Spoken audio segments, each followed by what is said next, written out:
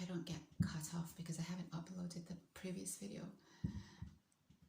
What I do is I upload it, delete it, and then, yeah, it's risky, but let's try.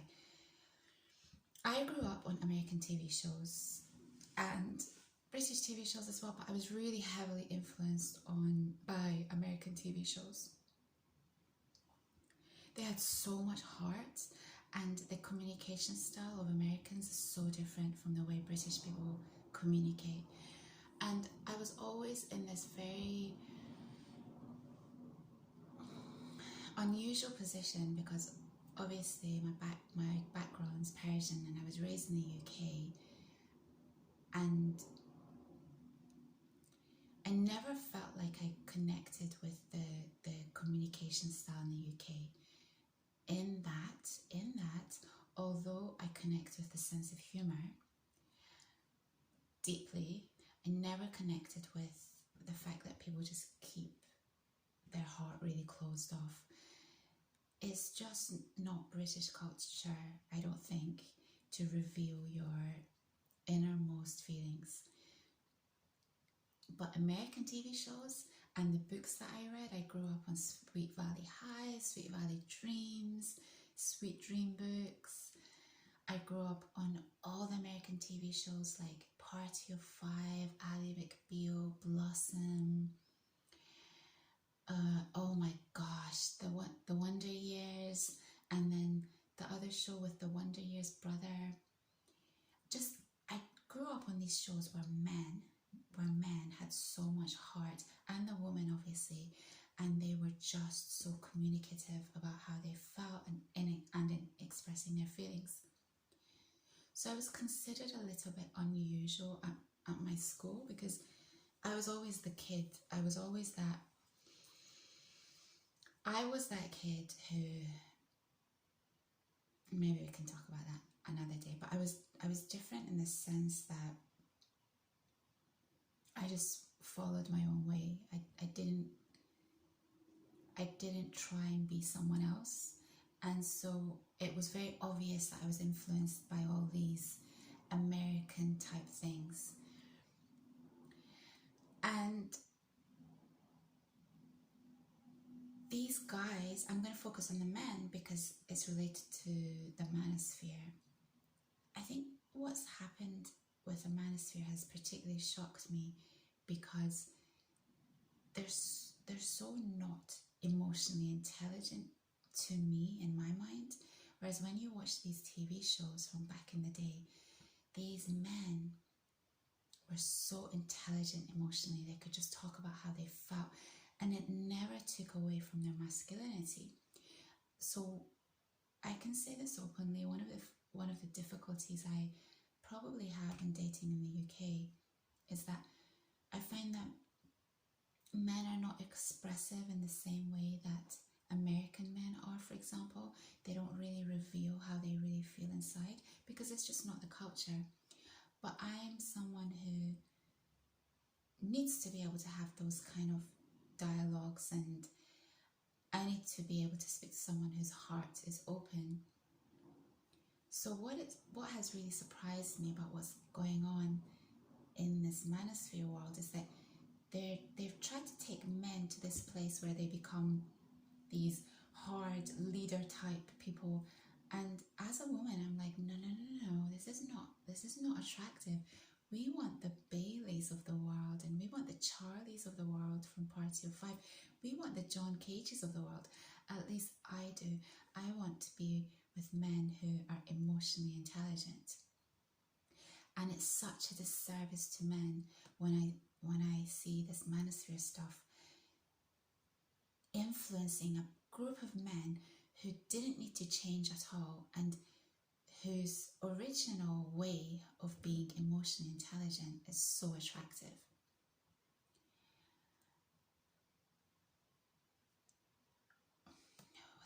What did I want to say? One second. Oh yeah, those three boys that I was watching, I found out his name. His name's Derek something, the library show boy. I didn't realise that he already YouTube channel previously, but he pivoted, and so I went back to watch him on his original show, Derek Gerard, and I can't connect with that person at all. That's not the kind of guy that I connect with. But Derek Gerard on that library show, oh my gosh, emotionally intelligent, communicative, sociable, understands how to get the best out of people. He did this one episode where he's speaking to this autistic guy, and if you've ever dealt with people who have autism or who are not socially confident people, you really connect with that interview in the sense that you're constantly asking questions, and it feels like an interview rather than a dialogue, because the other person doesn't ask any questions at all. It's like being in Japan all over again when I watched that show. The Japanese, rather than saying that they're autistic, they haven't really been taught, I think, the skills of communication. Maybe because we're going to go back to low context, high context culture. I always mistake these two. A lot of it is with them is that they just read the air and they just kind of can read your mind kind of thing. But it's different, obviously, in the West. So I'm fascinated by this Derek Gerard guy because in my mind, he's come out of nowhere, and I really connect with his personality, his sense of humor, and the way he's able to express himself. And I think when I watched him, I was like, that's how I used to be. And progressively, I've had to shut myself down because I don't feel like people understand someone like me. And then I see him and I am like, oh my gosh, he's basically who I am. I even went and did a personality test yesterday. I've done it before. I'd kind of forgotten what I was. And I'd been listening to one of his episodes where he talked about what his personality type was. And I thought, I need to find out what my personality type is because I connect with this guy so much. And so I did go and do the test. Should I tell you whether I'm the same personality type as him or not? Should I tell you what personality type I am? Maybe in another episode. And then there was this other episode where he's talking to his teacher. And you know, the thing with teachers is that they have so many different personalities. They have their personality in school, they have their personality with their family, and so they're completely disconnected from who they really are because they can't really reveal who they really are to their students. That's my impression of teachers anyway. And this Derek Gerard guy, he manages to extract so much from this teacher, his true personality, and it's so beautiful to watch. Probably one of my favorite episodes that I've watched thus far. And this teacher is such a cool guy, such a nice guy. And that's the amazing thing about Derek Gerard. He not only has this fantastic personality, but he's able to just get so much out of the people he deals with. And he's the kind of guy that I want to be around, plus his friends who are just super cool. So I was thinking, where did it all go wrong, America? I wanted to live in America when I was a kid. I wanted to study in America. I got derailed, unfortunately, but I think America would have been amazing for someone like me because they're just so open. But what's happened where everything's just changed and it's just changed and it's just not like it used to be. Let me play you Bailey. Maybe Charlie will come in at some point. Oh my gosh, I went through this period of I couldn't decide whether I had a crush on Bailey or I had a crush on Charlie. Bailey was the guy who just was super emotionally in touch with himself and he was able to express himself. And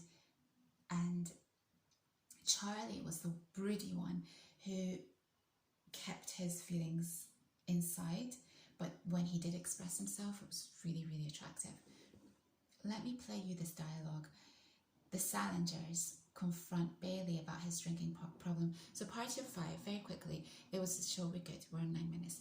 It was about a party of 5, 2 sisters, 3 brothers, one of whom was a little baby.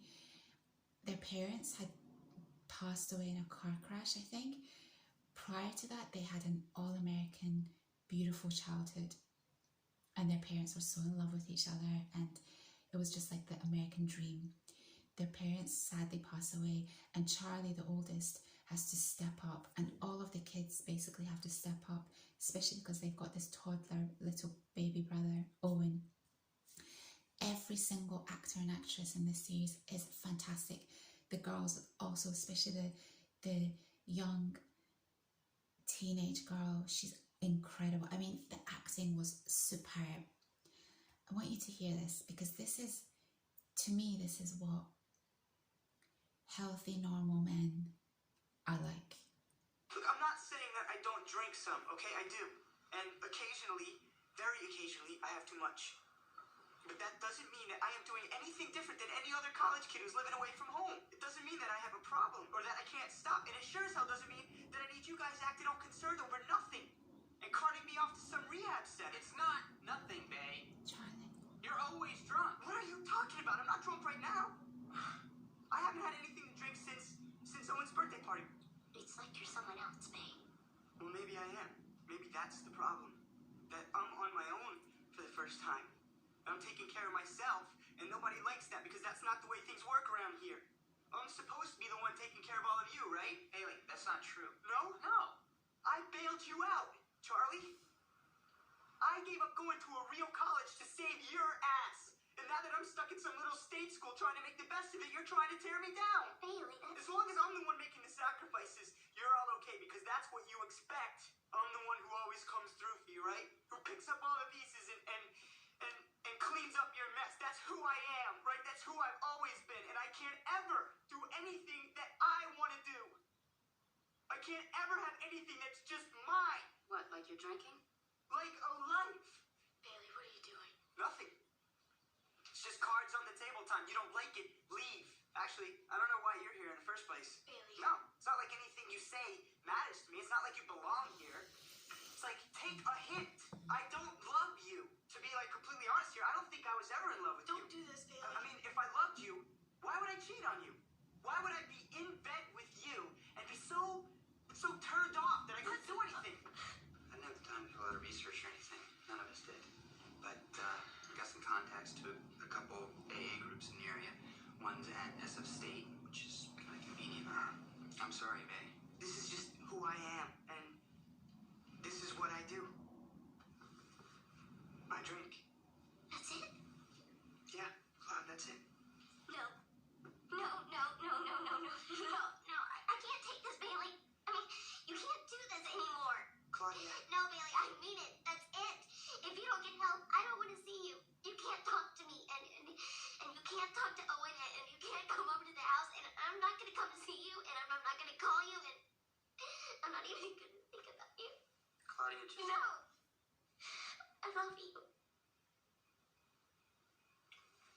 More than anyone else. I love you the best. You know that. This is the only thing I have that I can take away from you. To make you stop. Either you get help right now or get out of here. Oh, the acting. The acting was superb. Absolutely superb. One of the best shows on. So can you imagine growing up on these type of TV shows and how much of an impact it has on a person? I remember growing up, my parents and my family, we never used to say we loved each other to each other. It was just not something that we did. And I remember I was so influenced by all these American TV shows and the books that I was reading, and it was so wholesome. It was all so wholesome that I started saying I love you to my family, and it just kind of came out of nowhere. And at first it felt really awkward and weird, and then it just became the norm and everyone started to kind of say it. I remember, yeah. So I think this kind of influence is amazing. Imagine having this as an influence when you're growing up, and imagine on the opposite spectrum having all this nonsense in terms of manosphere, in terms of even the female sphere, which is really negative as well. In terms of all this woke stuff, I mean, what a shame. That's all I can say. I feel like and you know what was really funny is that I think a lot of people feel like me, because when I look under the comments, some of the people commenting on these shows, it's just in the past 4 months, 5 months, 6 months, past year. So I think there's a hankering, there's a desire to go back to how things used to be.